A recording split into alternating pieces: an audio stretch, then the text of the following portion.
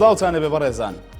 باشاتنی ساڵح موسلیم سەرۆکی پێدە لە ڕۆژاوای کوردستان بۆ شاری هەولێر. کۆبوونەوەی لەگەڵ بەرزانی و پارتەکانی دیکەی ڕۆژاوا باز لە هەماهەنگی و لێک نزیک بوونەوەی پێدە و پارتی دەکرێت لە کاتێکدا پەیوەندەکانی نێوان ئەم دوو پارتە لە ڕابردوودا ئالۆزی زۆری بەخۆ بینیوە و تەنانەت کارگەیشتبووەوەی کە تۆمەتیان بەرامبەر بە یەکتر دەبەخشیەوە. لە دیوی دووەمی هەواڵدا لەگەڵ میوانەکەم جەنگیز محەممەد ئەندامی مەکتەبی پەیوەندەکانی پارتی دموکراتی کوردستان گفتوگۆ لەسەر پەیوەندەکانی پارتی و پێدە دەکەین لە قۆناغی ئێستادا. بەڕێزانەوەش دەتوانن لە ڕێگەی تۆڕی کۆمەڵایەتی فەیسبوک و لە پیجی NRTەوە پرسیارەکانتان با کۆمنت بۆ میوانەکەی من بنێرن تاوەکو ڕوبەڕووی بکەم و داوای لێبوردنیش دەکەم بۆی کە کەمێک لە کاتی بەرنامەکە دواکەوتین بەهۆی دواکەوتنی میوانەکەم کە ڕاستەوخۆ لە شاری هەولێرەوە لە ستۆدیۆکانمان لەگەڵماندایە. کاک جەنگیز سوپاس بۆ ئامادەبوونت. بۆ پرسیارە دەست پێ بکەم لە ئێستادا پەیوەندی نێوان پارتی دموکراتی کوردستان و پێدە بە دیاریکراوی لە چه ئاستێکدایە؟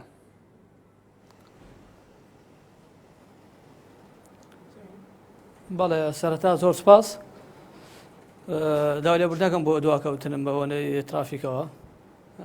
هوراری بەڕاستی پەیوەندی نێوان پارتی دموکراتی کوردستان و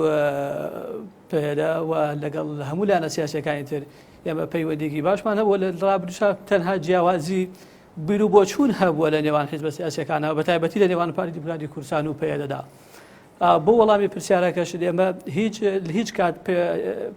پەیوەندەکانی نێوان پارتی دموکراتی کوردستان و پێدە نەگەیەتە ئەو ئاستێک کە جەنابەت لە پێشەکی باست کرد و ئێستاکە هەواڵە پەیوەندەکانمان بەڕاستی زۆر باشە و زەرورەتی ئەم مۆزەعی ئێستای کوردستان و ئەو بارودۆخەی کە ئێستا کوردستانی تێدایە وای کردووە کە ئەمە هەموو جیاوازەکانمان وەلا بنین و هەمووان ڕوبەڕووی ئەو هەڕەشە گەورە و مەترسیە بینەوە کە ڕوبەڕووی نەتەوە و خاکەمان بۆتەوە.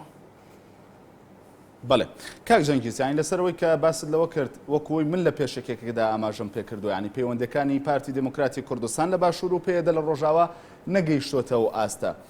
لەسەر مەسلەوەی کە باسی ئەوم کرد تەنانەت کارگەیشتۆتەوەی کە تۆمەتان بەرامبەر بە یەکتری بەخشیوەتەوانێ من نمونەیەکت بۆ دێنمەوە. ئەندامێکی سەرکردایەتی پارتی دموکراتی کوردستان لەسەر ساڵح موسلیم دەنووسێت کە دیسان دەرکەوت کە ئەم پیاوە وەکو پێشتر پێشبینی کراوە یاخود قسەی لەبارەوە کراوە دەستی تێکەڵ کردووە لەگەڵ بەشار ئەسەددا. ئەمە بۆ خۆی ناچێتە زمنی تۆمەتەوە و بۆ خۆی ئاماژەیەکی ڕاستەوخۆ نییە بۆی کە پەیوەندەکانی پێدە و پارتی لە دۆخێکی زۆر ئالۆزدایە؟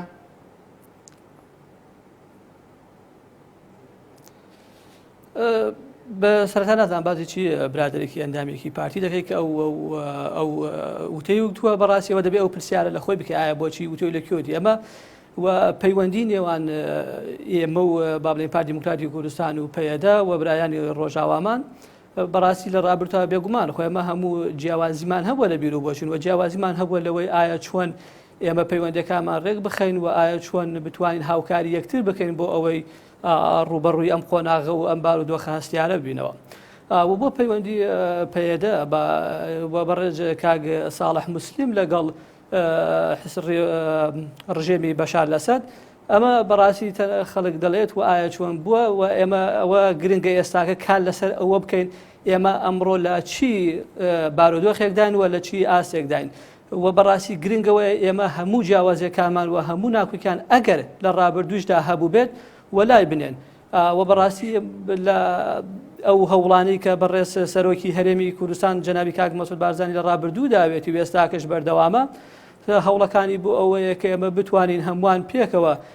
لەژێر چەتێکی نەتەوەیدا بەتایبەتی برایانمان لە ڕۆژاوە لەژێر چەتێکی نەتەوەیدا بە یەک ڕێژی و بە یەک گوتاری ڕوبەڕووی ئەو هەڕەشانە بنەوە کە ئێستا ڕوبەڕوویان بۆتەوە. لە ڕابردووشا بێگومان هەڵوێستی سەرۆکی هەرێم جەنابی کاک مەسعود بارزانی و جەنابی سەرۆک زۆر ڕوون و ئاشکرا بووە. سەرۆکی هەرێم لە 2 ساڵەوە پێشە داوای لە هەموو برایانی ڕۆژاوامان کردووە لە بە حیزبە سیاسیەکان لایەنەکان کە هەموو لەژێر یەک چەتری نەتەوەیدا کۆ ببنەوە و با ڕوبەڕووی ئەو هەڕەشە و مەترسیانەی کە لە ڕوبەڕوویان دەبێتەوە لە ڕابردوو لە داهاتوودا هەموو پێکەوە ڕوبەڕووی ببنەوە بتوانن بەسەری دازاب بن. ئێمە بۆ ئەوجا تاکو ناکوکی نێوانە نەکەوێتە ئەو ئاستێکە ئەو ناخۆشی وانی کە ڕوبەڕویان بێتەوە بۆ بەستی شەڕکردن ڕوبەڕوویەک بوونەوە ئەوە نەکەن بەڵکو با ڕوبەڕوونەکان بەرامبەر بە دوژمنەکانی کورد و بە دوژمنانی خاکەمان بێت نەک لە نێو خۆیاندا و بەڕاستی ئێستا ئەو هەڕەشە و مەترسیانی ئێستا لەسەرمانە زۆر زۆر لەوە گەورەترە کە ئێمە جیاوازەکەمان بێنەوە پەرچاوی خۆمان و بی لەوانە بکەینەوە. بەڵێ کاک جەنگیز سەرۆکی هەرێمی کوردستان کە هاوکات سەرۆکی پارتی دموکراتی کوردستانیشە لەگەڵ ساڵح موسلیم و بەشێکی زۆر لە پارتە سیاسەکانی یاخود پارتە سیاسی کوردەکانی ڕۆژاوای کوردستان کۆبوانێ پێتان وایە ئەمە بۆ خۆی دەستپێکردنی قۆناغێکی نوێیە لە پەیوەندی نێوان باشوور و ڕۆژئاوا هەروەها نێوانی پارتە کوردیەکانی باشوور و ڕۆژئاوا؟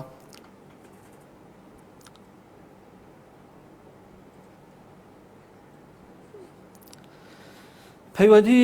ئەو پەیوەندی کە لە نێوان پارتی دموکراتی کوردستان و پێدە و لایەنە سیاسیەکانی تردا هەیە و بەڕە جەنابی سەرۆکی هەرێم کە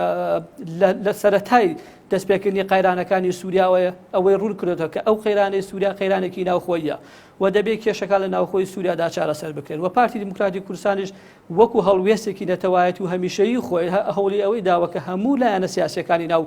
گۆڕەپانی سیاسی ڕۆژاوای کوردستان کۆ بکاتەوە لەژێر یەک چەترا و بە یەک شێوە بە هەمویان ڕوبەڕووی ئەو مەترسیانە بێت. سەرۆکی هەرێم لە هەموو لێدوانەکانیدا ڕوون واشەکرد ئێمە پاڵپشتانین ئەگەر ئێوە لەژێر یەک چەتر دابن، ئێوە لەژێر یەک بیر و بۆچوون دابن، ئێوە ببوورە ئێوە ئەگەر ئێوە یەک هەڵوێستان هەبێ بەرامبەر بە دوژمنانی کورد ئایا هەر بڕیارێک ئێوە بە کۆمەڵ بیدەین مەبەست لە لایەنە سیاسیەکانی ڕۆژئاوای کوردستانە هەر بڕیارێک ئەوان بە کۆمەڵ بیدەین ئێمە پاڵپشتیان حتا ئەگەر ئەو بڕیارە بابن هاوپەیمانێتی بێت لەگەڵ بەشار ئەسەد یاخو هاوپەیمانەتی بێت لەگەڵ ئۆپۆزیسیۆنی سووریا ئێمە پاڵپشتیەوە دەکەینەوە سەرۆکی هەرێم هەموو کاتەوەی دووپاگرێت بۆ ئێمە گرنگەوەیە کە برایانی ڕۆژئاوا سیاسیانی ڕۆژئاوا هەموو پێکەوە لەژێر یەک چەتردا کار بکەن و هەموو پێکەوە ئەمڕۆ ڕوبەڕووی و قەیرانە بنەوە هەموو پێکەوە هەڵ بدەن بۆ بەڕێوە بردننی ڕۆژئاوا و ئایا لە ئەنجامی ئەو بەڕێوە بردنە چی پێگرێت ئایا هەرێمێکی فیدراڵی پێکدێ وەکو ئێرە لە چوارچێوەی هەرێمێکی فیدراڵە چوارچێوەی سوورای فیدراڵ تا یاخود ئۆتۆنۆمی یاخود ئەگەر حتا بگاتە ئەوەی کە توانیان بێ بتوان دەوڵەتی سەر بەخۆی ڕابگەن ئێمە پاڵپشتیان دەبین و پاڵپشتی ئێمە هەموو کات بۆ ئەوەی یەکدەنگی برایانی ڕۆژاوامانە و بۆ بێگومان ئەگەر هەرچەند لەگەر لە ڕابردووشە قەیرانێک بوو بێت یاخود ناکۆکیەک بوو بێت بێگومان ئەوانە وەلا دەنێن و دەبێت وەلا برێت چونکە یەکریزی و کۆدەنگی هاو نیشتیمانی ئەمڕۆ لە کوردستان لە هەموو شتێک گرنگترە چونکە ئەو شەڕی کە بەرامبەر بە گەلی کورد بووەتەوە لە جەلۆلا هەتا کۆبانی و ئافرین بەڕاستی ئەمە شەڕێکی نەگریسە شەڕێکی نەخوازراوە بەرامبەر بە هەموو نەتەوەی کوردە بەبێ جیاوازی لەنێوان حیزبە سیاسەکان ئایا پارتی دموکراتی کوردستان یاخود یەپەگەیە یاخود هەر لایەنێکی سیاسی تری گۆڕەپانی سیاسی کوردستانە ئەوە هەڕەشەیە لەسەر خاکی کوردستان ئەوە هەڕەشەیە لەسەر نەتەوەی کوردستان بۆ ئێمە هەمووان پێکەوە بەبێت دەبێت ڕوبەڕووی و شەڕە نەخوازراوە بینەوە. بەڵێ کاک جەنگیز ڕوونا کە زیاتر پەیوەندیەکان لەگەڵ ڕۆژئاوادا لەسەر ئاستی سێ سەرۆکایەتیەکە بووە یعنی پەیوەندەکان بۆ جۆرە بوون پارتی دموکراتی کوردستان بەنیازە لەگەڵ پێدەدا بەجیا وەکو دۆ حیزب کۆ ببنەوە بۆ یعنی قسە لەسەر پەیوەندەکانیان بکەنەوە.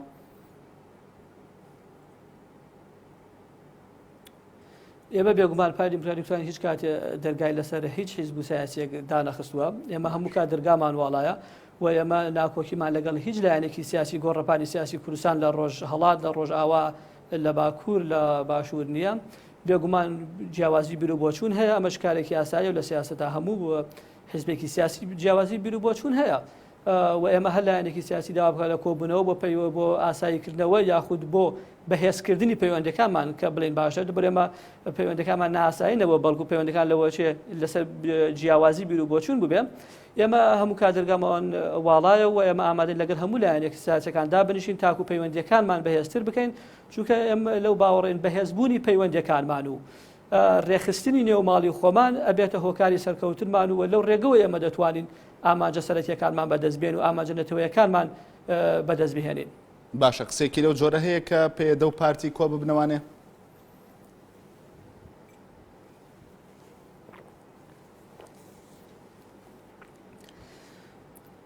بێگومان کە هاوسەرۆکی پێدە کاک ساڵح موسلیم ئێستا لە هەرێمی کوردستانە و ئەوە بۆ ماوەی دوو ڕۆژە کۆبوونەوەیان هەیە بە سەرپەرشتی سەرۆکی هەرێم لە شاری دهۆک ئەمەش بە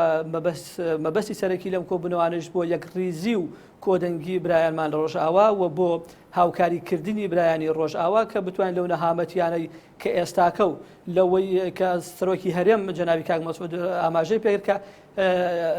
نەفریەکە لە ڕوبەڕوویدا کوردستان بووەتەوە نەفری ئەمێکە بڕی برایانمان لە ڕۆژاوا بووەتەوە ئێمە دەبێ هەموو جیاوازەکان وەلا بنێن و ڕوبەڕێوە بینەوە و ئێمە بەڵێ ئامادەین ئەگەر بێگومان ئەگەر بەڕێز کاک ساڵح موسلیم لە کۆبوونەوەدا بێگومان لەگەڵ هەموو لایەنە سیاسیەکان دادەنیشێت و لە کۆبوونەوەکانیشمانە لەگەڵ هەر لایەنێ بێ ئێمە جەخت لەسەر ئەوە دەکەینەوە یەکڕیزی وماڵی کوردی لە باشوور و لە ڕۆژئاوا ئەوەیە و ئێمە تەنها یەکڕێزی دەتوانێت بەرەو سەرکەوتنمان بەرێ و بەڕووی ئەم نەفری ئەمە بینەوەکە ڕوبەڕووی هاونیشتیمانمان بۆتەوە لە کۆبانی لە هەموو جێگاکانی تری کوردستان و بە باشووریشەوە. بەڵێ لە سەروەکتی ڕاگەیاندنی کانتۆنەکانی ڕۆژئاوا و پارتی لە باشوور تاکە حیزبە کە قسەی هەبووە لەسەر بەڕەسمی ناساندنی ئەو کانتۆنانە لەلایەن هەرێمی کوردستانەوە بۆچی؟ یەکشت هەیە ئەمە حەزەکەی بگەین ئەمە پەیوەندی بۆ نیە پارتی دیموکراتیکی کوردستان دژی بێ یاخ نەبێت لەخێر ئێمە هیچ وەختێ دژیەوە نەبووین. ئێمە هەموو کات پاڵپشتی هەموو لایەنە سیاسیەکانی کوردستانمان کە لە ڕێگەی ئاشتی و مافەکانی گەلی کوردستان بەدەست بێ لە هەموو پارچەکانی کوردستان لە هەر چوار پارچەی کوردستان. ئەمە پەیوەندی بۆ نیە ئێمە بناسیێنین یاخۆ دەیناسی ئەمە کێشەیەکی یاساییە ئێمە وڵاتێکی سربەخۆنی تاکو بە ڕسمی بتوانین ئەو کانتۆنەکانی کۆبانی بناسیێنین. ئەمە پەیوەندی بە حکوومەتی فیدراڵەوە هەیە هەچ کاتێک ئەگەر هاتە سەرەوەی کە کێشەکە لەسەر ئەوە بێکایە هەرێمی کوردستان ئەو کانتۆنانانجەست و کێشەی بۆەوە دروست کردووە بێگومانەوە ئەو وەختەیە هەڵوێستی ئەمە ڕوون و ئاشکرا بێت بەڵام ئەوانە هەندێ مزایدەی سیاسی کە لەلایەن چەند کەسێکەوە یاخود ڕۆژنامە نووس بێ یاخود کەسێکی سیاسی بکرێت بەڕاستی ئەوانە دوورن لە ڕاستیەوە حەز دەکەم ئەوە زیاتر ڕوون بکرێتەوە ئەمە پەیوەندیەکی یاسایی نێوان دوو دەوڵەتە نەک نێوای دەوڵەتی نەک هەرێمێکی فیدراڵ لە چوارچێوەی وڵاتێکە بیەوێت ناوچەیەکی ناو وڵاتێکی چوارچێوی وڵاتێکی تر بناسیێنێت و کە بە ئیدارەیەکی سەربەخۆی بناسیێنێت ئەوە پەیوەندیەکی بە حکوومەتی فیدراڵەوە هەیە و ئەوە پەیوەندیانە کاتێک گەیە و ئاستێک کە پێویست بە ئێمە بکات بێگومان ئێمە هەڵۆسمانە بێ و ئێمە پاڵپشتی لە هەموو ئەو هەوڵانەی برایانی ڕۆژاوامان دەکەن بۆ ئەمە لایەنە یاسایەکەی بەڵام بەشێکی زۆر یاخود ڕەنگە بڵێم کۆی پارتەکان جگە لە پارتی دیموکراتی کوردستان لە ناوهێنانی ڕۆژاوادا ینی باز لە وشەی کانتۆنی کۆبانێ یان جززیرە یان ئەفرین بەکار دەهێنرێ بەڵام بۆچی پارتی دیموکراتی کوردستان وشەی کانتۆن بەکار ناهێنرێ؟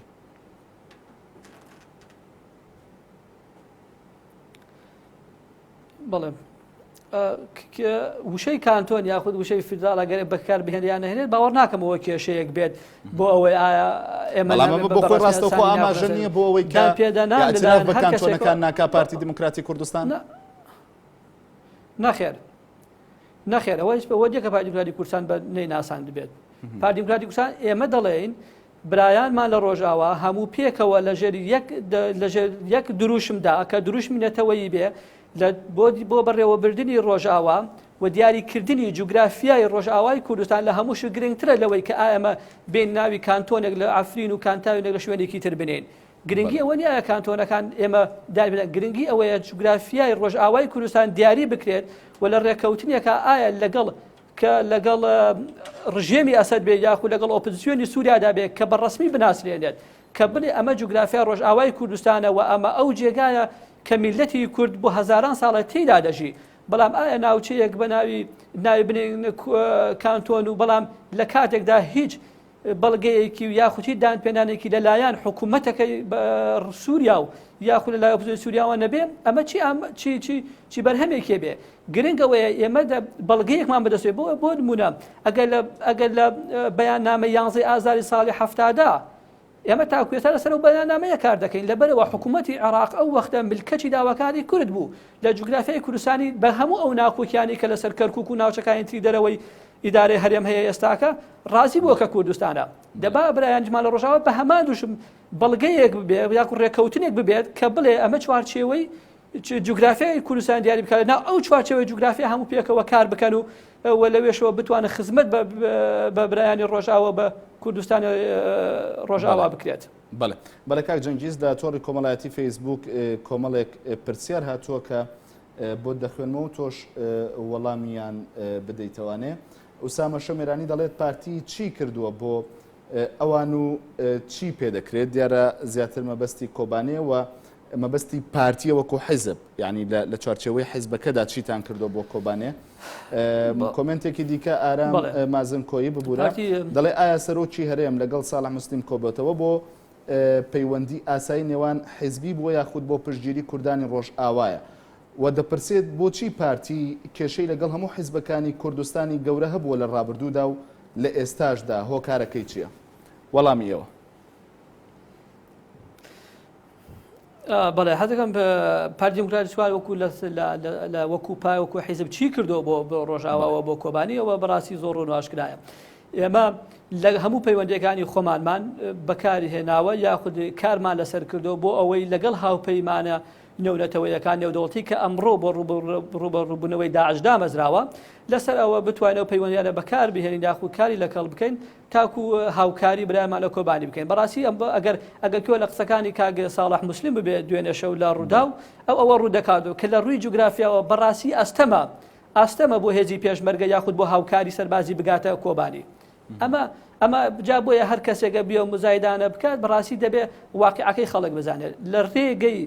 هێزی پێشمەرگە بنێرێت یاخود هاوکاری سەربازی برێت ئەستەمە ئەمە ناکرێت. ئێمە هێزی ئاسمانیشمانی بڵێ نەتوانین لە هێزی ئاسمانیۆنین بەڵام گرنگترین ئەوەیە کە بەڕە سەرۆکی هەرێم جەنابی سەرۆک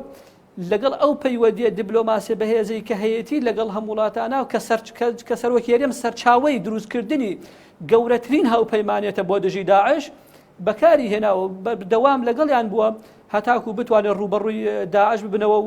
و بەڕاستی لە چەند ڕۆژی ڕابردووە لە دوو هەفتەی ڕابردوودا بینیومانە ئەوەی سەرۆکی هەرێمی کوردستان دەیکات تەنیا بۆ پارتی حسابە کۆبانی و داعش نەخێر سەرۆکی هەرێم ئەمڕۆ مەرجعەتی هەرێمی کوردستانە. سەرۆکی هەرێم لە خەڵکی کوردستانەوەدا هەڵبژێردراوە بەبێ هیچ جیاوازێک پارتی یەکێتی یاخود بزوتنەوەی گۆڕان ئیسلامی. سەرۆکی هەرێم بەوەی کە دەنگی داوە بەوەی کە دەنگی نەداوە ئەمڕۆ سەرۆکی هەرێمە. ڕاستە بە هیچ پەیوەندێکی بۆ ئایا ئەمە تەنها هەڵوێستی پارتی دیموکراتی کوردستان ئەمە هەڵوێستی سەرۆکی هەرێمە بەڵام پارتی دیموکراتی کوردستانیش هەمان هەڵوێستی هەبووە لەبەرەوە ئێمە سەرۆکەکەمان کە سەرۆکی هەرێمە ئەوە بۆ چوون و هەڵوێستەکانەتی بێگومان حیزبەکەشی هەمان هەڵوێستێ بێت. بەڵێ کۆمنتی دووەم جارێکە بۆ دەخوێنمەوە ئارام مازن پرسیاری ئەوەی کردبوو کە لە بەشی دووەمی پرسیارەکە دەڵێ پارتی بۆ کێشەی لەگەڵ هەموو حیزبەکانی کوردستانی گەورە هەبووە لە ڕابردوودا و لە ئێستاشدا هۆکار چییە؟ وەڵامی لە تۆ دەوێت.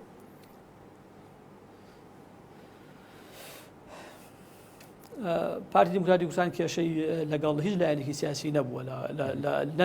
لە هیچ شوێنێکی کوردستاندا. لە ڕابردوودا ئێمە لە تووشی شەڕێکی نەخوازراوی نەگریز بووین لە ساڵی نەوەتەکانە ئەمەش بەڕاستی کەمە هیچ کەس نامن هیچ کام لێ ئەمە نامانەوە بچینەوە سەر ئەو بارودۆخی ئایا شەڕی ناوخۆ بوو بەڵام مانایەوە نییە کە ئێمە کێشەمان لەگەڵ بێ. ئێمە دەڵێن ئەمڕۆ قۆناغێکی جیاوازە لە هاتووەتە ئاراوە. ئەمڕۆ پێویستی بە ئەوە هەیە کە ئێمە لە ڕێگەی ئاشتیەوە لە ڕێگەی پرۆسەی سیاسیەوە لە ڕێگەی گفتوگۆوە لە ڕێگەی بەشداریکردن لە پرۆسەی سیاسی بگەینە ئامانجەکانمان. ئەمە ناتوە بەڕاستی لە ڕێگەی هێزی سەربازیەوە بتوە بمانەوێت وڵاتێکی دراوسێ یاخود هەد وڵاتێکی تر بێنین بەوەی کە گوایە ئێمە ئەمانەوە ڕوبەڕووتان بینەوە بۆ بەدەستێن ئەمافگان بەڕاستی ئەو کاتە تێپەڕ ئێمە زۆر گرنگە کاتەکە بزانی کە چەندێ لەگەڵ ئێمەیە. ئێمە ئەمڕۆ بەڕاستی لە قۆناغەکان کە پێویستی بە گفتوگۆ هەیە پێویستی بە یەک ڕێزی هەیە پێویستی بەوەیە کە بەشداری فعلی لە پرۆسەی سیاسی بکەین لە هەر شوێنێکی کوردستان بێ لە ڕۆژئاوا لە ڕۆژهەڵات لە باکوور یاخود لە باشوور بەڕاستی بەشداریکردنی پرۆسەی سیاسی گەورەترین هێزەکە ئێمە دەتوانی بەکاری بێنی بۆ بەدەستێنانی ئامانجەکانمان. جا بۆیە بەڕاستی ئێمە هیچ کاتێک کێشێکی وانە بۆ کە لە نێوان پارتی دیموکراتی کوردستان و لایەنێکی سیاسی تر کە لەسەر شتێکی بێ بنەما بێت یاخود کێشەیەک بووێت لەسەر بنەمای ئەوەی کە ئێمە جیاوازیمان هەبێت لەگەڵەوان لەسەر کێشەکان. هەموو حیزبە سیاسەکانی کوردستان لە هەر چوار پارتی کوردستان یەک استراتیجیەتیان هەیە بەڵام میکانیزمی جیاوازیان هەیە بۆ گەیشتن بۆ ئامانجە بۆ استراتیژە دەبدا بۆیە بۆ استراتیژێتە ئێمە بێگومان پەیوەندەکانمان لەگەڵ هەموو لایەنە سیاسەکان ئەمڕۆ ئاساییە و ئێمە کای لەسەرەوە دەکەین کە پەیوەندەکانمان بەهێزتر بکەین تاکو بتوانین خزمەتی زیاتر بە وڵاتە و بە خزمەت بەم وڵاتە و بکەین و بتوانین ئاماجەکانمان بەدەست بهێنین. بەڵێ هەر لە تۆڕی کۆمەڵایەتی فەیسبوک مزەفەر چۆمانی دەڵێت بەڕاستی بۆ چوونی پارتی بۆ کەس ڕوون نییە بەو پێی پارتی نزیکە لە تورکیا پێویستە هەموو هەوڵێک بدات بۆی لە ڕێگەی تورکیاوە هەرێمی کوردستان بتوانێت هێزی پێشمەرگە و هاوکاری مرۆیی و سەربازی بگەێنێتە کۆبانی.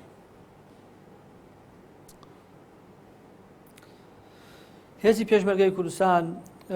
لە بەڕاستی ئەمە تورکیا وڵاتێکی خاوەن سیادەیە وڵاتێکێکەکە لەو وڵاتانەی کە کاریگەریەکی لە ناوچەکەدا هەیە و هێزی پێشمەرگەوە بە حکوومەتی هەرێمی کوردستان و ناتوانێت فشارەوە بکات لە تورکیا دەبێ بڵێ دەبێ هێزی پێشمەرگە لە ناو خاکی تورکیاوە بڕات. مەبەستی لەوە نیە کە فشار بکرێ بەقەدەوەی کە دەڵێ بۆچی پارتی پەیوەندەکانی لەگەڵ تورکیا ئیستیغلال نەکردووە بۆ ئەوەی کە لەم ڕێگەیەوە وا بکات تورکیا قەناعەت پێ بکات هێز بنێرێت. پارتی دیموکراتی کوردستان ئەگەر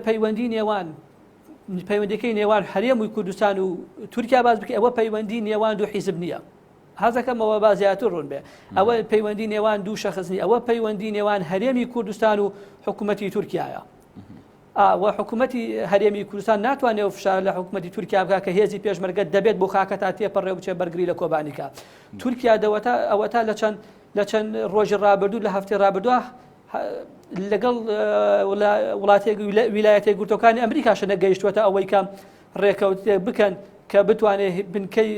بنکەی فڕۆکەوانی ئەرچەلیک بەکار بێنێ بۆ لێدانی داعش لە چواردەوری کۆبانی کەواتە ئایا ئەگەر تورکیا دەگەبێتەوە ڕێکەوتنێت لەگەڵ ئەمریکا ئایا چۆن حکوومەتی هەرێم دەتوانێت فشار لە تورکیا بکات بڵێ دەبێت هێزی پێشمەرگە بەناو خاکی تۆدا تێپەڕێ و بەرەو کۆبانی یاخود دەبێت هێزی سەربازی تورکیا دەستێوەردانی ڕاستە و خۆبکە لەگەڵ کۆبانێ بەڕاستی ئەمە شتێکە تەنها لە زاری چەند کەسێکەوە دێوە پێویستە ئێمە لەگەڵ لە ئەرزی واقعاچی هەیە لەگەڵەوە کار بکەین و ئێمە پێویستە بە چیمان پێ ئەکرێت کار بۆ ئەوە بکەین نەک ئەوانەی کە بە خەیاڵ ئەمانەوێت و کار لەسەرەوە بکەین ئێمە ئێستا کاتی ئەوە نییە ئەمەش لەسەر خەیاڵ و لەسەر بیر و بۆچوونێکی عاتفی بکەین ئێمە دەبێت کار لەسەرەوە بکەین چیمان پێ دەکرێت بۆ کۆبانی و بەڕاستی ئەگەر متابعەتان بێت چەند ڕۆژەوە شتەکان دیاری بووە حکوومەتی هەرێمی کوردستان هاوکاری سەربازی بەناردنی چەکی بۆ کۆبانی کردەوە ئەمە بەردەوامی ژەبی لە هاوکاریانە. بەڵێ کاک جەنگیز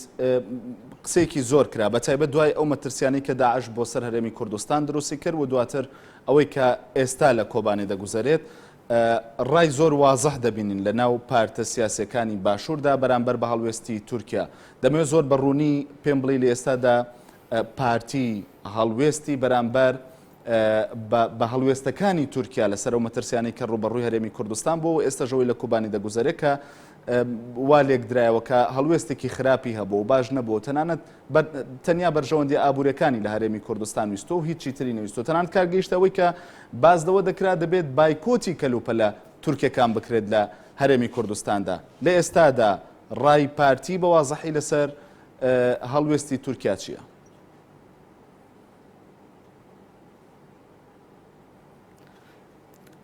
بەڵێ حەز دەکەم شتێک هەیە ئەگەر مەجر ڕێگەم پێ بدەیت زیاتر ڕوونکردنەوە بدەم پەیوەندی نێوان هەرێمی کوردستان و پەیوەندی نێوان تورکیا پەیوەندیەکی سەربازی نییە و ئەو ئێمە لە نێوان ئێمەواندا هیچ ڕێکەوتنێکی سیاسی بەورە ڕێکەوتێکی سەربازی نەبووە تاکو یاخو ڕێکەوتنێکی ئاسایشی هەبێ لە نێوانمانە کە تورکیا وا لێم کاکە ئامادە بێ ئەگەر هێرشکرایە هەرێمی کوردستان تورکیا دەبێ پابند بێ بۆ ڕێکەوتنەوە بێ هاوکاری هەرێمی کوردستان بکە ئێمە لەگەڵ تورکیادا پەیوەندیەکی بەهێزی بازرگانیمان هەیە و پەیوەندی چەند ئەو پەیوەندیش وا بوو ئێمە بەڵێ چاوەڕوان دەکرا کە تورکیا هاوکار بێت ئەو چاوەڕوانەی لەسەر ئەو پەیوەندیە بەهێزە بازرگانیە و بەرژەوەندی هاوبەشە بووە بە هەمومان کە ئێستاکە بەڕاستی بەرژەوەندی هاوبەشەکانی هەرێمی کوردستان و گەلی کوردستان و لەگەڵ حکوومەتی تورکیا ڕوبەڕووی هەمان هەڕەشە بوونەتەوە لەبەرەوە ئێمە کە لەن چاوەڕەمان دەکرد تورکیا هاوکاری زیاتر بکات مەبەست لەسەر پاراستنی ئەو بەرژەوەندیانەیە کە ئەوانش بەهاتنایە بۆ پاراستی بەرژەوەندەکان و ئەو هەڕەشە بۆ هەمومان ڕوبەڕووی ببینەوە باشە کەواتە کە دەوترێت تورکیا دۆستێکی خراپ بوو بۆ هەرێمی کوردستان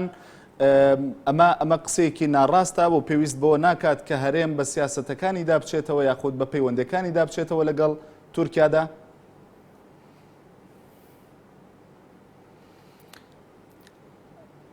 هیچ شتێک ئێستا ئەمە نەگەینێتە بنبەست و ئێستاکەمە لە پەیوەندیەکی پەیوەندیەکان لەگەڵ تورکیا زۆر وەکو پێشوو وایە و پەیوەندیەکان ئێستاکە ئەوە نێ بلەواگەیەتە بنبەست حکوومەتی تورکیا بایکۆت و هیچ هاوکاریەکی پێشکەش بە هەرێمی کوردستان نەکرێت بێگومان حکوومەتی تورکیا هاوکاری مرۆیی پێشکەش بە هەرێمی کوردستان کردووە و حکوومەتی تورکیا پەیوەندی بازرگانەکان لەگەڵ هەرێمی کوردستاندا ئاساییە و بەردەوامیش دەبێت و بەڵام بۆ ئەوەی کە ئایا ئێمە پەیوەندیەکانمان لەگەڵ حکوومەتی تورکیادا بەرەو کوێ دەچێت بێگومانەوە دەبێت ئەمە کا لەسەرەوانە دەکەین و بە هەمومان بتوانین پەیوەندەکانمان زیاتر بەهێز بکەین و ئەگەر بۆمان بکرێت بتوانین پەیوەندیەکی سەربازی و ئاسایشیش بکەین لەسەر ڕێکەوتنێ بەڵام بێگومان ئەوە کاری حکوومەتێکی خاوەن سیادەیە بۆ ئێمە ئێستا کە خاوەنی سیادە نین و خاوەنی بەڵام خۆ هێشتا تورکیا هێزی هەیە لە سەربازی و ئاسایشی لەگەڵ حکوومەتی تورکیادا بکەین. ببورە تێنەگەیشتم ئەگەر وتم خۆ لە ئێستادا تورکیا بنکەی سەربازی هەیە لە ناو هەرێمی کوردستاندا.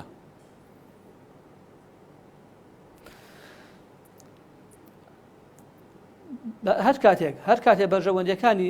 هەرێمی کوردستان و بەرژەوەندەکانی تورکیا لەژێر هەڕەشەدا بن بێگومان بە هەردوو لا دەبێت ڕوبەڕووی بە ڕەشانە ببنەوە. باشە زۆر بە کورتی دوا کۆمنت لە تۆڕی کۆمەڵایەتی فەیسبووک مەریوان هەورامی دەڵێت پارتی تا پێدا نەبێتە پاشکۆی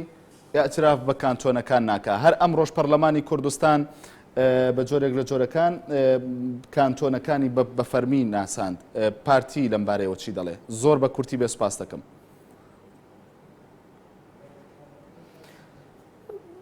پارتی دیموکراتی کوردستان هیچ کاتێک هەوڵی بۆ نەداوە کە هیچ لایەنێکی سیاسی بێتە پاشکۆی. لەبەرەوە پارتی دیموکراتی کوردستان ئێمە هەموو بۆ چوونەکانی پارتی دیموکراتی کوردستان لەسەرەوەیە کە ئێمە هەمووان خەباتێکی نەتەوەیی نیشتیمانی دوور و درێژمان کردو بۆ گەیشتن بە ئامانجێک و ئازادکردنی کوردستان و خەڵکی کوردستان و دابینکردنی خۆشگوزەرانی بۆیان و ئێمە داوا لە هەموو برایان دەکەین و بە خۆشمان ئەوەیە کە ئێمە هەموو پێکەوە خەبات بکەین ڕوبەڕووی ئەو مەترسیە بینەوە کە ئێستاکە لە ئەرزی واقعدا هەیە و واز لە کاری مزایدە و هەندێشتی بێ بنەما بێنین و خۆمانی پێوە سەرقاڵ نەکەین و دروستکرد نەبینە هۆکای دروستکردنی قەیران بەڵکو بینە چارەسەرکردنی قەیرانەکان و ڕوبەڕووی مەترسیەکان. باشە بۆ لەمە دوا کە پەرلەمان بە فەرمی کانتۆنەکان دەناسێنێ دیدی پارتیش دەڵێ کانتۆنەکانی ڕۆژاوە زۆر بە کورتی ئەگە هە بڕیارێک لەلایەن پەرلەمانی کوردستانەوە دەربچێت و لەلایەن پەرلەمانی کوردستان و سەرۆکایەتی هەرێمی کوردستان و حکوومەتی هەرێمەوە دەرچێت بە یاسای بێت و بە یاسا بێت بێگومان پارتی دیموکراتی کوردستان پێڕەوی یاسایی دەکات. ئەگەر هەچ کاتێک پەرلەمان و سەرۆکایەتی هەرێمەوە بڕیارێدا ئەو وەختە بێگومان لە بیدیاکانی شۆگوێ لە کادر و لە ئەندامانی پارتی دیموکراتی کوردستان دێ بەچی شێوەیەک باس لەو وشەی بێنن بەڵام بەلای ئێمە بەڕاستی وشەی پێویست بۆ ناکە کە ئێمە بێن وشەیەک بەکاربێنین بین ئایا موشە بۆ لە کانتۆنە یاخود وشەیەکی تر بەکاربێنین. ئێمە گرنگەوەیە هەمووان پێکەوە کار بکەین بۆ ڕوبەڕووی ئەو نەفی عامی کە